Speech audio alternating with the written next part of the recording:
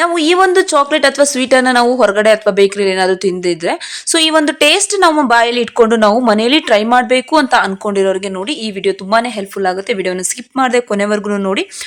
Home made chocolate bounty ಅಥವಾ chocolate coconut bar ಅಂತಾನೂ ಕೂಡ ಕರೀತಾರೆ. ತುಂಬಾನೇ ಚೆನ್ನಾಗಿ ಬಂದಿದೆ. ವಿಡಿಯೋನ ಶುರು ಮಾಡೋಕ್ಕೂ ಮುಂಚೆ ನೀವೇನು ನನ್ನ ಚಾನಲ್ ಅನ್ನ ಸಬ್ಸ್ಕ್ರೈಬ್ ಮಾಡ್ಕೊಂಡಿಲ್ಲ ಅಂತ ಹೇಳಿದ್ರೆ ಪ್ಲೀಸ್ ಚಾನಲ್ ಅನ್ನ ಸಬ್ಸ್ಕ್ರೈಬ್ ಮಾಡ್ಕೊಂಡು ಸಪೋರ್ಟ್ ಮಾಡಿ.